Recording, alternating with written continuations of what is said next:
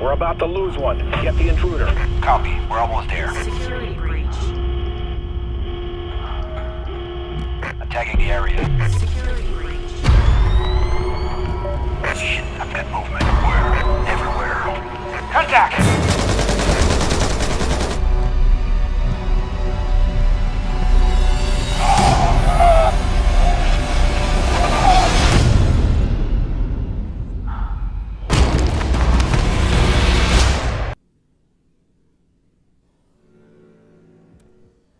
Hey, what's happening, everybody? Welcome back. It's Thursday, and that's SvM Day here at Wyatt Hurts Games. A little more Tom Clancy's Splinter Cell Blacklist, Spies versus Mercs multiplayer action coming up here. It is SvM Blacklist. It is the silo. You know, I've got a lot of footage, or several rounds saved up. A lot of it had the ARX 160 in there as the Merc loadout, you know. And after like 3 or 4 videos in a row with that weapon, with that loadout, with that build in particular, I thought, you know what, I really need to swap things up. I had a few other rounds I would have liked to have gone to before this one, but I may never get to them now. Who knows? I don't know. We'll see. I wanted to bring up a new weapon, and I didn't make any promises that this was coming, but I did kind of allude to the fact that the SA-58 here was the OSW was on its way. That I've been using this. That I've redesigned this loadout. Last we saw it, the the AK-47 was in here. I had motion tracking in here. It's my disruptor build. Now, I've made a few changes, a few alterations. Some things are still the same, however, as I liked the way the rest of it worked, you know. So with the disruptor, I think the Intel device is a smart choice. Things are a little slow here to start for me. I'm posted up in a pretty, you know, reasonable location. I've got good lines of sight on both the A sector hack and on the kind of the secondary spawn that the Spies have available to them, you know, which is this courtyard. They do have some cover when they spawn, though, so it's not like I'm just sitting there camping the spawn. I'm just kind of watching to see if anybody does kind of cross my line of sight across the field looking to get deep. Whoever did get deep, well, managed to get through there without me noticing. However, it seemed as though Magnus was looking to try and track him down, rather unsuccessfully, I might add, as he nearly blew himself up in the process. He does find Argus, and I played this really nicely. You know, I thought it was a good drop for the Intel device. I don't always make the greatest of drops for the Intel device, but with that disruptor suit backing it up, clearly they go hand in hand. You drop the Intel device, you keep your disruptor active, and you look to blind an area or blanket an area in static, you know, for the Spies, so they can't look through walls, and you hope that your team is picking up on that and sweeping through the area, and hopefully your Intel device is highlighting a few Spies in the process. Now, I played it pretty well. I dropped the Intel device, and, you know, at kind of the heart of the tunnel, it didn't quite have the range on it to pick up the man where he was, but a little VX flushed him out of there, and actually confirmed my suspicions that he was lurking in the shadows down there. And of course, we flushed him out, did him in. But I'll tell you, this team of Spies, they're certainly persistent. Once they get a hack going, they manage to touch this a few times, and it won't be the last time that we end up doing some battle in here in this sector, as they really are persistently flooding a sector. You know, they don't just give up on it just like that, despite the fact that perhaps we have a strong presence in there at the time. You know, so I can certainly respect that style of play. You get that often when you see guys that play together regularly. Now, I don't know how good these guys are exactly. I've stopped trying to concern myself with that so much on the channel. I think my team probably had a bit of an edge on the other guys, but you see Argus coming in. 3 EMP strong, really blew his EMP wad there, didn't he? Yes, he did. And it paid off for him for the most part. It sent me scrambling. Wisely, I scrambled. Put some distance between myself and that charging Spy. That electrifying Spy, or that anti-electrifying Spy, whatever you want to call him. He came in, got a couple of my teammates next, did a little slicing and dicing, but old Hurtsy shut him down. And now posted up on one of the train cars safely out here in the A sector, smartly, kind of watching this as Hannon and Hugh Naughty go to town back here at the heart of the map. But let's take a look at this loadout. So it is that SA-58 OSW red dot sight on there. I don't have anything on the muzzle, and I really like the way the gun looks like that, you know. I think it fires, as was mentioned in a previous comment by Michael Taylor, it's pretty well just kind of aesthetics, you know, the muzzle brake or the silencer. There's not much, they don't really have much of an effect on the Merc weapons, you know. So it's really just cosmetic changes, and it's whatever you prefer You know, so here we go. It's, like I said, the SA-58 OSW, red dot sight on there. Armor-piercing rounds, got the bolt blueprinting in there for tighter spreads, and the match-grade trigger for, I think that's for a little bit of control, you know. So it's a pretty well-rounded weapon. It fires reasonably well from the hip. There are certainly better weapons than that for hip fire, but it's a good, well-balanced gun, you know. And here I am, you know, cursing out the team a little bit, just to get out of the spawn, even though here I go posting up at basically the perimeter of their secondary spawn, so maybe I should heed my own advice, but where the hell am I supposed to go at that point, you know? I don't know. It's not like a guaranteed kill. It really depends on what the spy does, and smart spies know that there's certainly the chance that they're gonna be in you know, spawning into some Mercs sites or props, a little bit of gunfire, and will react accordingly. Coming out when they appear in that courtyard down there. So anyway, we basically have the joint on lockdown at this point in time. As I continue to try and run down this kit, like I said, the Elite Disruptor suit is what it is. Armored gloves in there, armored helm, nice combo. I find that as the game ages and as more players become much more adept at the game, you really have to watch out for the gun and spies. A lot of guys have gotten quite efficient and proficient with the various weapon loadouts. You know, they've designed their guns well as spies, and they wield them well as spies. So you can't discount a spy's gunfire at this stage in the game, you know. There are a lot of guys that can put you down really quickly, and I think having a little bit of armor in most of your loadouts, as the Merc, is probably a smart decision. That's what I've started to do. The one loadout I have that really does lack the armor is my Adrenaline Junkie build. And as we see, I get a good, you know, Blaze got a great shank on me there. I dropped the the intel device. It gave me the alert, but he was already coming in, closing in like a shadow on my backside there, and he stuck me good. So yeah, a little bit of armor. The one loadout that I really do neglect the armor with is the is my Adrenaline suit, my Adrenaline Junkie build, and that's primarily because if I'm taking a little bit of fire and I feel like I need a little bit of a rejuvenation to my health, well, I'll just jack the adrenaline in my veins, and that certainly does solve that problem, so long as you can survive long enough to pull that off, you know. Anyway, I do manage to track down Argus, really the big player on the other team as far as I can tell, as far as rank went, and I think as far as performance went this round, he really did, he really was the leader on his team. And in fact, it's him and two other guys, Ignited Wave and Blaze Drake, who you just saw get put down by myself. And they were all in here together as friends with the clan tag SLF, Selfies or Self or something, I don't know. But clearly they were playing together. You know, I think, again, I still think we probably had the other team a little outmatched skill-wise, but I can't be certain. You know, whenever guys are coming in with the same clan tag, there's going to be some level of organization there. I'm sure that there are, you know, better, and I know there are better, you know, organized guys out there, but these guys were pretty decent in their own right, and shouldn't have been taken, certainly couldn't have been taken too lightly. I think they only really came in, played the one round, and then departed, but at least they stuck in there for the duration of it, you know.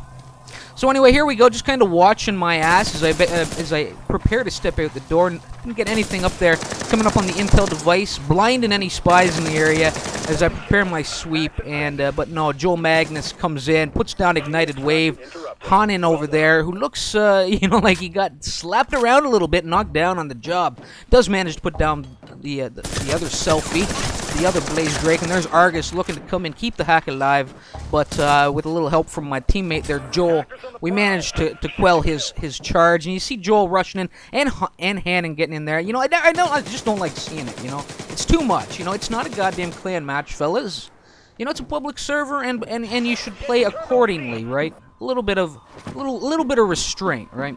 Anyway, as I continue to try and run down this loadout, the pocket pants are in there clearly, as I'm carrying both the VX and the Intel device, and the running shoes for a little boost of speed. I like having that in most of my Merc loadouts as well. The last thing that really changed in this loadout was with the exception of the Makarov, which I've thrown in there in my Pistola slot, is the ATS, you know, the Acoustic Targeting System Vision mode, and I've really started to enjoy this, you know, after prompting from a few guys. I can't remember, I know Anish had been, you know, was really singing the praises of this vision mode. I know other guys have left me comments say you really gotta, you know, you should try and use it.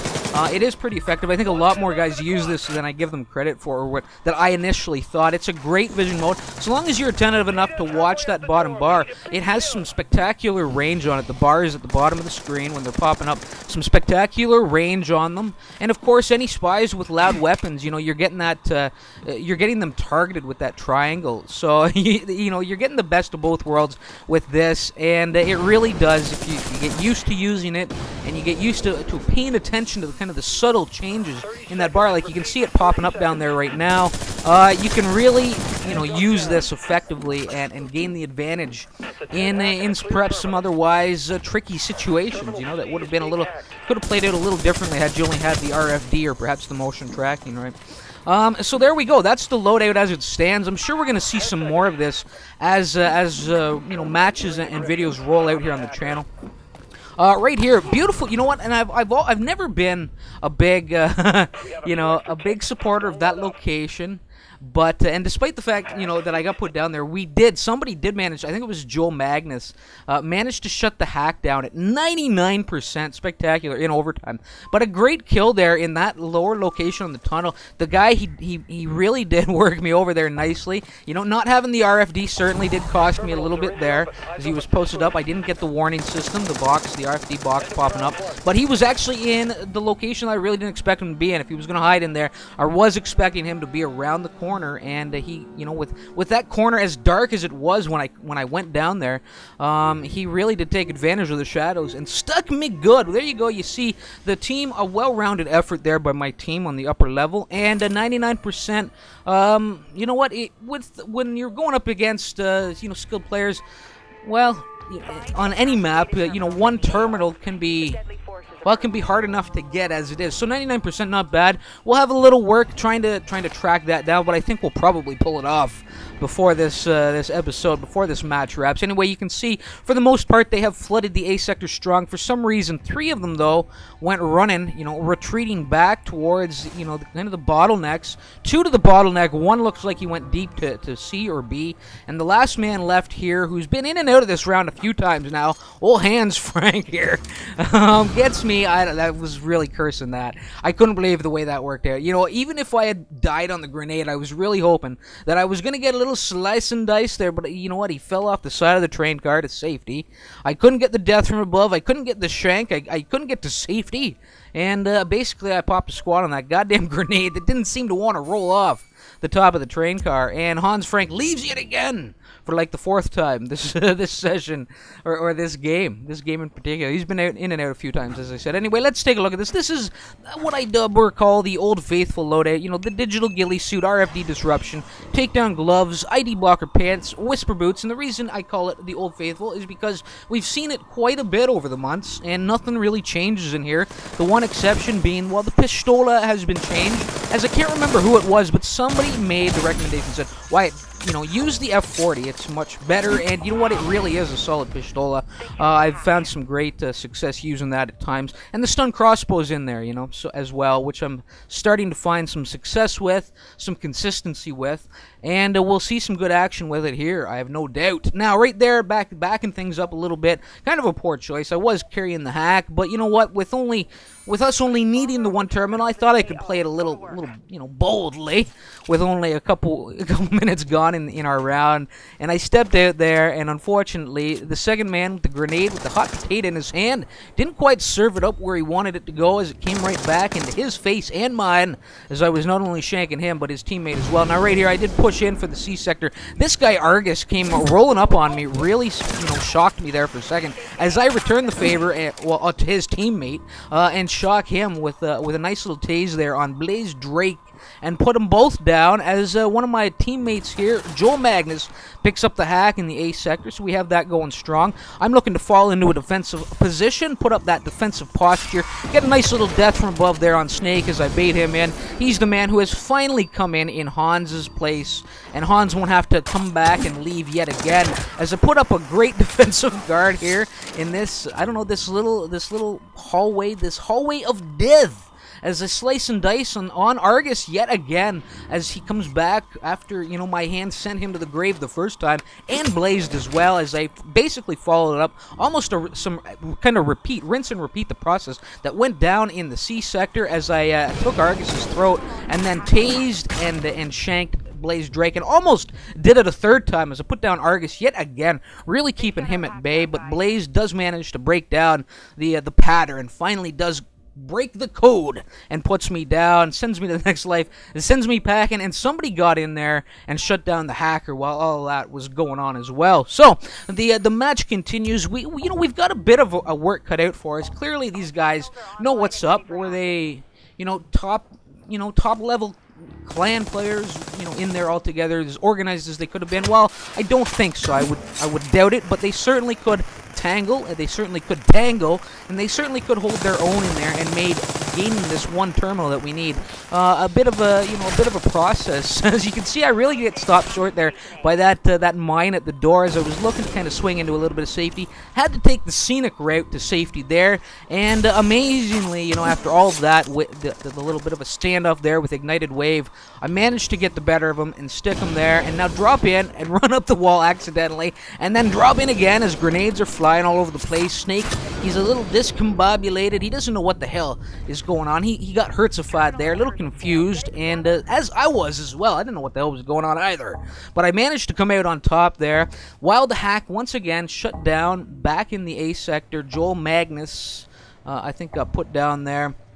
So the self guys, Drake, Wave, and Argus are in there strong, basically keeping the Spies out of the A sector. Clearly, in this instance, I think this is Snake coming in.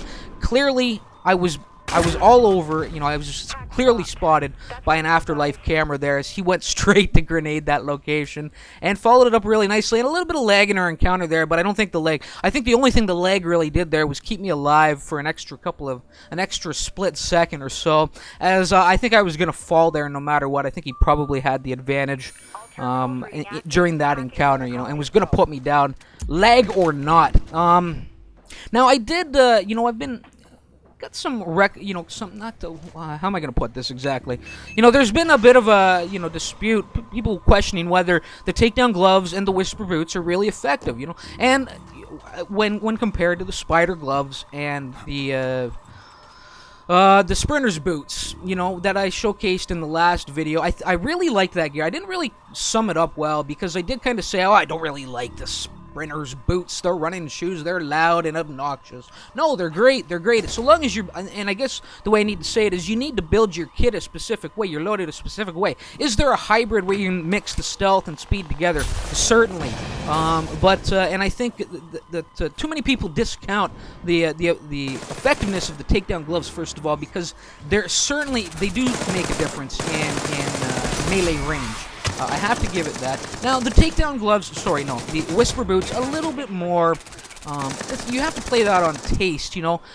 They don't completely muffle the sound, and obviously Jose made a great point that you will still get picked up by the ATS vision mode if you're using them, you know. But I'll tell you, the sound is muffled. It's not a great deal, but it certainly is muffled, and I know when I'm getting Whisper booted, you know, when there's a guy coming up behind me, I will hear him at that full charge, but it's almost last second, and often, you know, at that point, it's too late. But in the same side, or the other side of the token, the Sprinter's boots are certainly effective for closing that gap a little bit faster. So even if you are coming in behind a guy at full speed, you could perhaps, and given your position away because you're clunking around so much, you could certainly close that gap a little bit faster, right, and hopefully get the neck, especially if you have the takedown gloves in there to go along with it.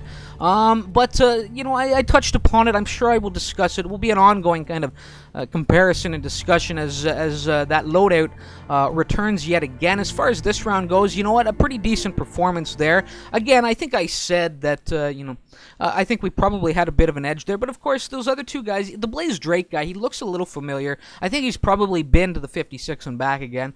But again, you know, I've spent quite a bit of time with this game at this point, so I know that I can hold my own out there. And Argus, you know, I recognize him. He was pretty solid. and they were certainly in there trying to coordinate something, but they just couldn't pull it all together. So maybe with time and as they grow and as they play together a little bit more often, they'll be a greater force to be reckoned with out there. But as far as it stands, myself, Joel Magnus, and Hanan, and even this Hugh Naughty fella, we got the job done, didn't we? Yes, we did. The one thing I want to go back to about the whole Sprinter's Boots, Spider Gloves loadout, I did make an alteration to it. They are still in a build of their own. Basically, the build that you saw in the last video, it's pretty well, the integrity of that build has been maintained. There's a new weapon that I threw in there. I didn't like the fact that I was running loud with the loud weapon. I think, you want a little element of stealth in there, even if I don't have the Whisper Boots. I want a silenced weapon. So I just kind of revised that loadout through the silenced Dump 45, which I still, even though it's been all these months, and it was, I think going way back to some of the earlier episodes I was doing when I was much less informed and less experienced with this game, I did make mention that I think the Dump 45, probably the best gun you can use in the game. This is the most effective tool out there. I think I still have to stand by that, because after using it most recently in that loadout, I've had some great success with it. The PFS 12 that we saw last episode as well, I switched it around to a new loadout. It kind of built an overcharged tank with lots of armor, overcharged suit, and with some smoke grenades and some thermal vision. And so that's the loadout I'm using. I have the tank with the overcharged suit. I've got the speedy Snake with the elite ghillie suit and my UMP 45, and with the Sprinter Boots and Spider Gloves. And I've got the Old Faithful, which is much more focused on stealth. And I recommend building your loadouts specific like that. One that's tailored towards armor, one towards speed. The armor, whichever loadout you build with armor, you should have a weapon in there that you feel confident using, that you can use loud, that can buck down spies, Mercs pretty quickly.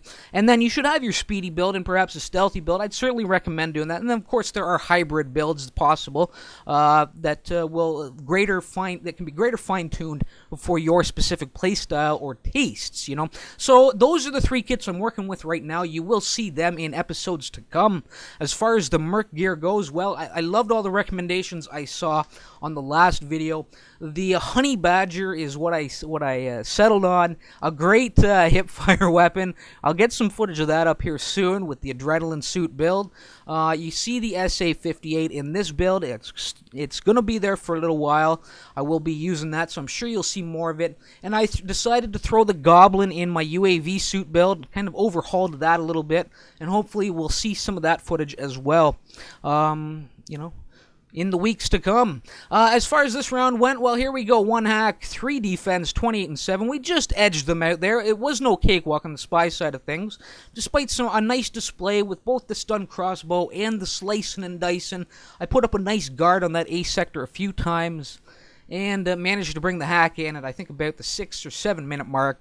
So we had a little bit of work cut out for us to get that full terminal, and it was just really dumb luck, I think, more than anything, that we managed to shut them down at that 99% mark. They had some good organization on the bottom team, but it wasn't as refined as some of the better clans that are out there, or better groups of guys that are out there can do, So maybe with time, as I think I touched upon, they will improve that what they can do with it, Let's look at some other names and numbers here before I wrap. 4 defense for Joel Magnus, 18 and 11. Drifted in the spawn a few too many times. I never like seeing that in the public servers, Try and keep it respectable, I don't know. There's just something about wandering real hard into the spy spawn that I frown upon. Hannon, another guy that would seem to follow him in quite often. 17 and 14 for him. 1 defend. And down on the bottom level, well, the Argus there tried to lead the team, and just fell up, came up a little short. 1 defend, 16-18, and we'll leave the rest of the numbers alone, as Snake, he came in late, and the other 2 selves, well, despite getting in there and mixing things up and putting me down every now and then, they just they came up a little short that round, So anyway, people, thanks for stopping by, tuning in, and checking this out. Hope you enjoyed it. I hope you'll give it a, maybe a thumbs up. And I hope to see you in the next one. But until then, remember why it hurts. Later.